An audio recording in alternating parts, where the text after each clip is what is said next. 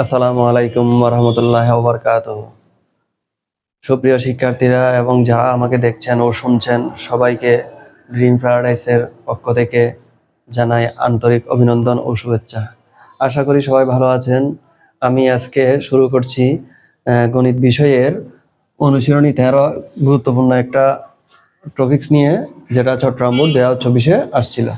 আমি এর আগের ক্লাসগুলোতে আমার সমান্তর ধারা এবং গুণোত্তর ধারা সম্পর্কে গুরুত্বপূর্ণ যে অঙ্কগুলোর মাধ্যমে যেভাবে সৃজনশীল পরীক্ষা আসুক না কেন আমরা আনসার করতে পারবো, সেই অঙ্কগুলো আগের ক্লাসগুলোতে আপলোড করা হয়েছে। আপনারা যদি সময় করে ক্লাসগুলো দেখে নেবেন। ক্লাসগুলো দেখে নিলে আপনাদের জন্য উক্ত অধ্যায়ের সৃজনশীলগুলো বুঝতে এবং করতে সহজ হবে। এই অঙ্কগুলো 2024 সালের যে বোর্ডের হোক না কেন, Chattogram board, Dhaka board, Sylhet board, যে বোর্ডেরই হোক না কেন, অঙ্কগুলা পরীক্ষায় কমন আসার সম্ভাবনা খুব বেশি। ঠিক আছে। চট্টগ্রাম বোর্ড একটি সমান্তর ধারার 19তম পথ 74 এবং 26তম পথ হলো 102।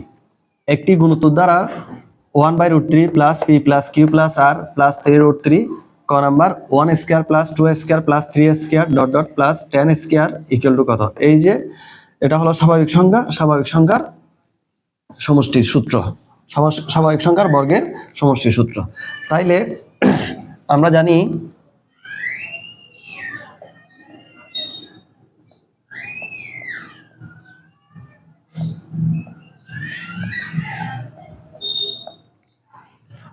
স্বাভাবিক সংখ্যার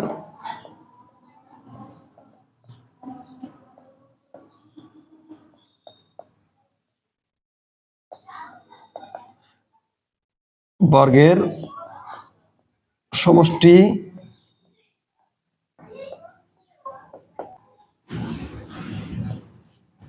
n into n plus 1 into 2n plus 1 divided by 6। এদের কিছু সূত্র শিখে নিতে হয়। বর্গের সমষ্টি, ঘনের সমষ্টি, স্বাভাবিক সংখ্যার সমষ্টির কিছু সূত্র আছে, এগুলা বই থেকে শিখে নিতে হয়। তাইলে সমষ্টির সূত্র হলো এটাই, n into n plus 1 divided by 2n plus 1 divided by 6। অর্থাৎ এখানে n মানে হলো পদ সংখ্যা। তাহলে এখানে পদ সংখ্যা কয়টি? 1 2 3 4 5 6 7 8 9 10 পর্যন্ত আছে। তার মানে n এর মান হলো 10। তাহলে আমরা আসি n এর মান 10 into 10 plus 1 into 2 10 plus 1 divided by 6। তাইলে 10 দিয়ে 6 কাটলে 3 দুগুণে 6, 5 দুগুণে 10, 5 দুগুণে 10। তাহলে 5 into 10 আর 1 যোগ করলে 11 into 10 দুগুণে 20, 20 আর 1 যোগ করলে হয় 21 ডিভাইড বাই 3। আবার 3 দিয়ে 21 কে যদি আমি কাটি, 3 7 21, তার মানে কি থাকতেছে 5 into 11 into 7। তাহলে 5 7 35, 35 350, 385 ক্যালকুলেশন করলে 385। অর্থাৎ এই ধারাটির সমষ্টি হলো কত? 385। আশা করি বিষয়টা বোঝাতে পেরেছি। আমাদের জন্য নতুন হলো এই সূত্রটা আমাদেরকে শিখে নিতে হবে, নয়তো অঙ্ক করা সম্ভব হবে না। গুণোত্তর ধারাটির পি কিউ ও আর এর মান নির্ণয় করো। এই অঙ্কটা কিন্তু আমি এর আগের ক্লাসও গুণোত্তর ধারায় দিয়ে ফেলেছি। তো মানে এই অঙ্কের মতোই একটা অঙ্ক ছিল, এটা এখন সৃজনশীল হয়ে আসছে। আগে ছিল এক্স ওয়াই জেড, এখন পি কিউ আর, অনেক সময় এ বি সি হয়। খুব সহজ অঙ্ক, কোনো ব্যাপার না। আগের ক্লাসগুলো যদি একটু ভালো করে দেখেন তাহলে খুব সহজেই অঙ্কগুলো সমাধান করা সম্ভব। গুণোত্তর ধারাটির পি কিউ ও আর এর মান নির্ণয় করো। তাহলে গুণোত্তর ধারা এখানে কোথায় আছে? এই যে গুণোত্তর ধারা, এটা। তাহলে আমরা লিখতে পারি প্রদত্ত গুণোত্তর ধারা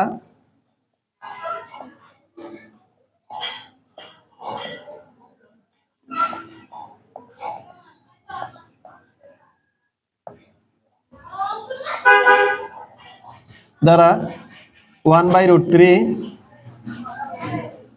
plus P plus Q plus R plus 3√3। তাইলে এই যে গুণোত্তর ধারার প্রথম পদ হলো 1/√3, দ্বিতীয় পদ হলো পি, তৃতীয় পদ হলো কিউ, চতুর্থ পদ হলো আর এবং পঞ্চম পদ হলো 3√3। তাইলে এখানে ধারাটির প্রথম পদ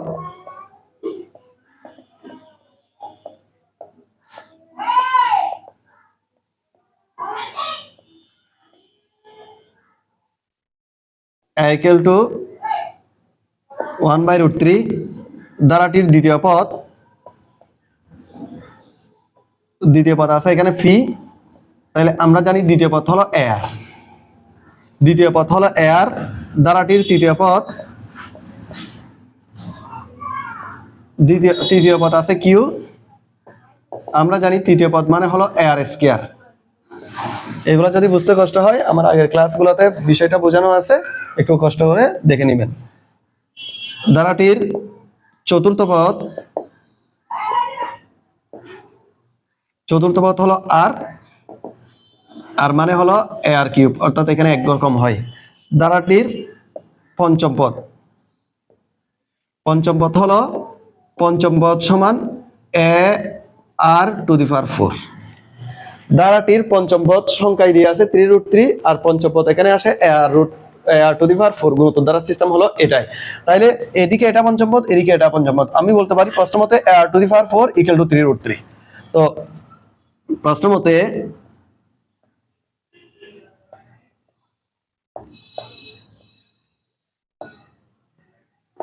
আর to the power 4 equal to 3√3, বা এখানে এর মান দেয়া আছে 1/√3।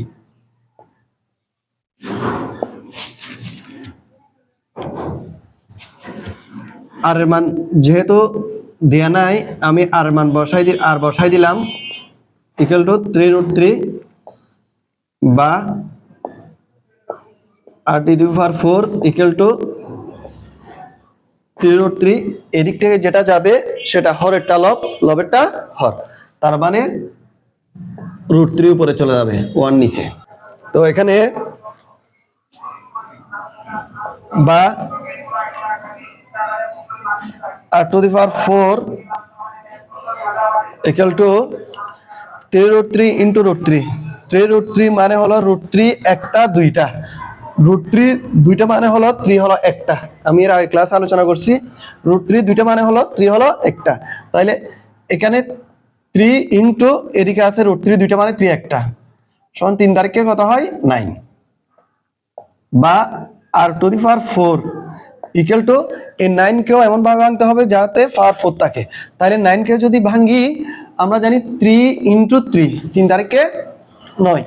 তাহলে 3 দুইটা মানে √3 হলো 4টা, 3 দুইটা মানে √3 4টা। তার মানে আমি লিখতে পারি √3 হোল টু দি পাওয়ার 4। সুতরাং আর ইকুয়াল টু উভয় দিক থেকে 4 বাদ আর ইকুয়াল টু √3। বিষয়টা আশা করি বোঝাতে পেরেছি। আমার কাছে এখন এর মানও আছে আর এর মানও আছে। এর মান হলো 1/√3 আর এর মান হলো √3। এখন আমি খুব সহজে ফি কিউ এবং আর এর মান বের করতে পারবো। সুতরাং ধারাটির দ্বিতীয় পদ ছিল পি ইকুয়াল টু, দ্বিতীয় পদকে ধরা হয়েছিল এয়ার। তাহলে এ মানে হলো যে আপনার 1/√3 ইন্টু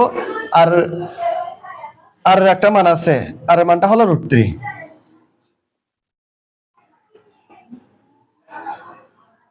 ইকুয়াল টু √3 নিচে √3 উপরে খাটা। ধারাটির তৃতীয় পদ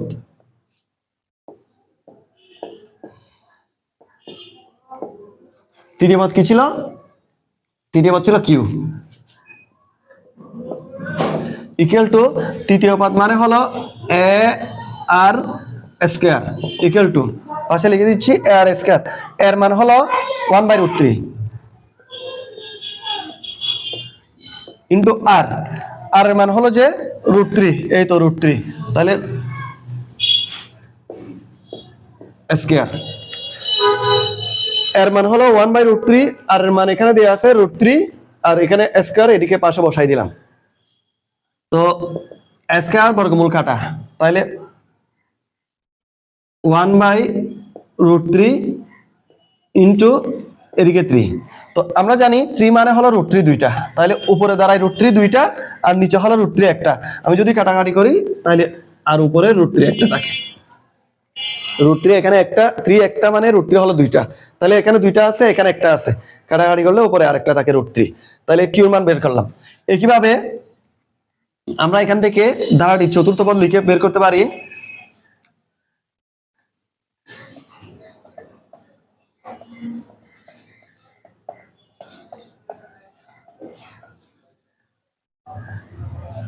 ধারাটির চতুর্থ পদ আর ইকুয়াল টু, তাহলে চতুর্থ পদ মানে আমরা জানি এ আর কিউব ইকুয়াল টু এ মানে হলো 1/√3 ইন্টু আর মানে হলো যে √3 হোল কিউব। তো আমরা জানি √3 হোল কিউব মানে 3√3, √3 হোল কিউব মানে হলো 3√3। কিভাবে? √3 ইন্টু √3 স্কয়ার, এখানে স্কয়ার এটা এদিকে দিলে সুবিধা হয়। এখানে √3 দুইটা, এখানে আছে √3 একটা, 2 একে 3টা, তাহলে স্কয়ার বর্গমূল কাটা, তাহলে 3√3, √3 কিউব মানে 3√3, √2 কিউব মানে 2√2, আর √5 কিউব মানে 5√5। তো আমি এখানে লিখলাম √3 আর গুণ √3 কিউব মানে হলো 3√3, তাহলে √3 কাটা সমান থাকে 3। তাহলে আমরা এভাবে ফির মান পেয়ে গেছি, কিউর মান পেয়ে গেছি, আর এর মান, এটা হলো আর এর মান, আর এর মান 3, ফির মান ছিল, কিউর মান হলো √3। এভাবে খ নাম্বারের আনসারটা কমপ্লিট করতে হয়। এই অঙ্কগুলো করতে করতে আসলে এমন বা অবস্থা হয়ে যায় অঙ্কগুলা মানে খুব সহজ, চোখ বন্ধ করেও করে ফেলা যায়। গ নাম্বার, উদ্দীপকের সমান্তর ধারাটির প্রথম 31টি পদের সমষ্টি নির্ণয় করো।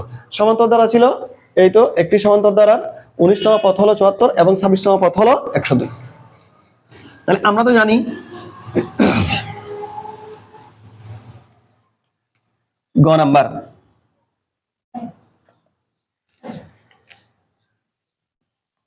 দেওয়া আছে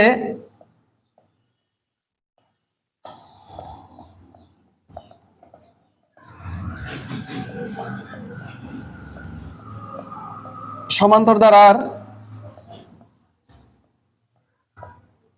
19তম পদ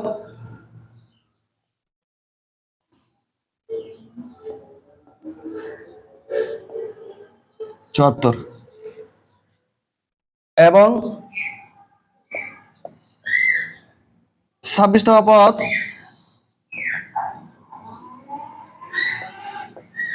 26তম পদ হলো 102। 19তম পদ 74, 26তম পদ 102। সমান্তর ধারার n তম পদের সূত্র হলো n তম পদ, n তম পদ হলো a plus n minus 1 into D, যেখানে n মানে হলো পদ সংখ্যা, n মানে কি পদ সংখ্যা। তাহলে n মানে হলো এখানে 19টা পদ সংখ্যা, তার মানে আমি 19তম পদ লিখলে লিখতে হবে a plus 19 minus 1 into D. আশা করি বিষয়টা বুঝাইতে পেরেছি। আমি আবার বলি, n মানে হলো পদ সংখ্যা, এখানে nটা দেওয়া আছে, n এর মান হলো 19, তার মানে 19তম পদ হবে a plus 19 minus 1 into D. তাহলে আমি সরাসরি সেটাই লিখে দিই। শর্ত মতে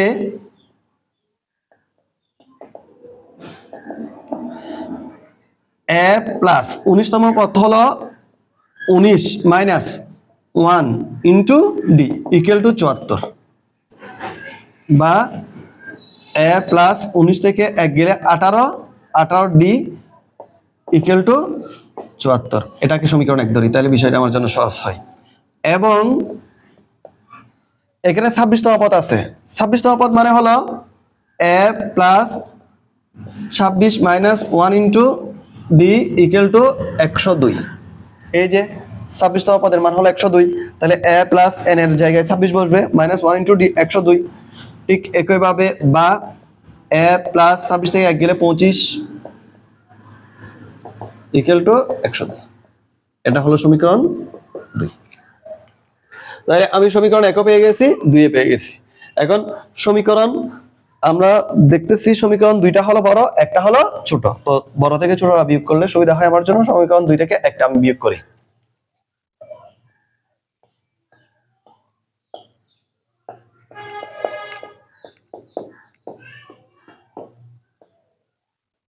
দুই বিয়োগ 1, তাহলে 2 নাম্বার হলো এটা, 1 নাম্বার হলো এটা।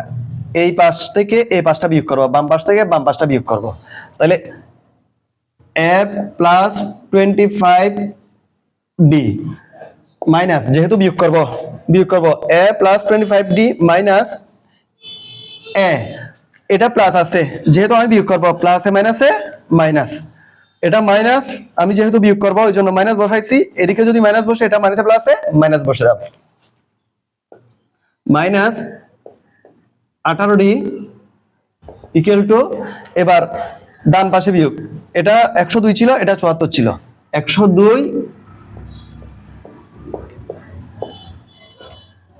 মাইনাস 74 বা এ কাটা 25D থেকে 18D বিয়োগ, 25টা D থেকে 18টা D বিয়োগ করলে আর থাকে 7D ইকুয়াল টু 102 থেকে 74 যদি বিয়োগ করে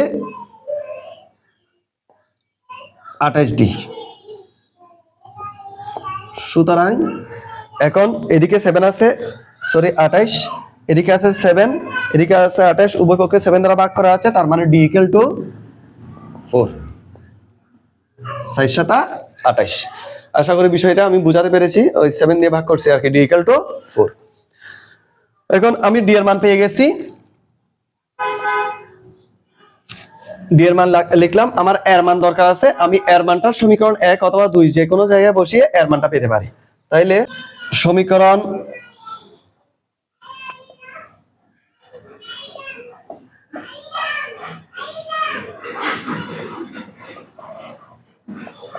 এক নং এ D এর মান বসাই,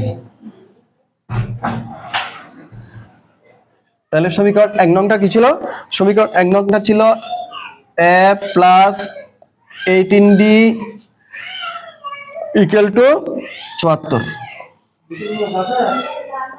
বা a প্লাস 18D এর মান পেয়েছি 4 ইকুয়াল টু 74 বা a ইকুয়াল টু 74 4 18 72, এদিকে প্লাস ছিল, বিয়োগ পাশে গেলে মাইনাস, সুতরাং a ইকুয়াল টু 74 থেকে 72 গেলে তাকে 2। তাহলে আমরা D এর মান পেয়েছি 4, এর মান পেয়েছি 2, হ্যাঁ এর মান 2 পেয়েছি। তাহলে এখন প্রশ্ন হলো 31টি পদের সমষ্টি নির্ণয় করো। আসি, সুতরাং ধারাটির 31টি পদের সমষ্টি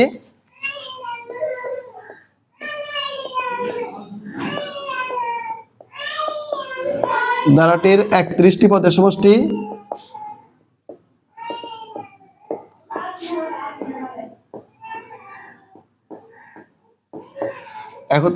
সমষ্টি সমান্তরাল দ্বারা সূত্র আমরা জানি n/2 into 2a plus n-1 into d সমান n। কয়টি পদ? n মানে পদ সংখ্যা হলো 31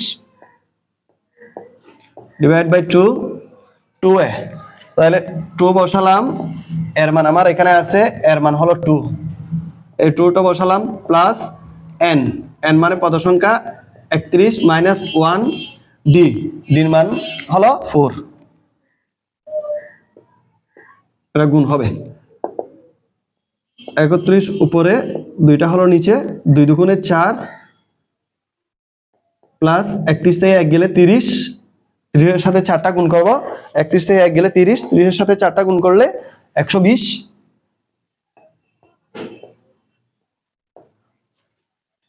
তো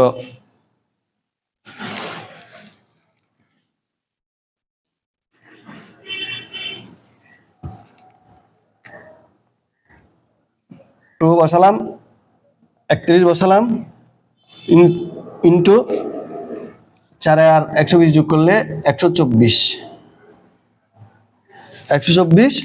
তো 124কে 2 দ্বারা ভাগ করতে হবে, 2 দ্বারা ভাগ করলে 62, এখন 62 দিয়ে 30কে যদি গুণ করে আমরা 1922।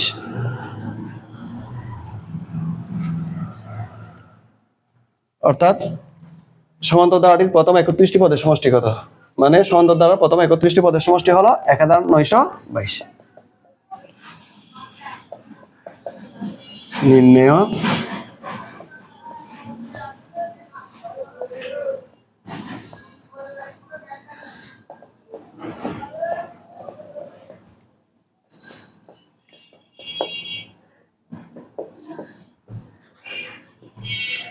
যাক, এই হলো চট্টগ্রাম বোর্ড 2024-এর সমাধান।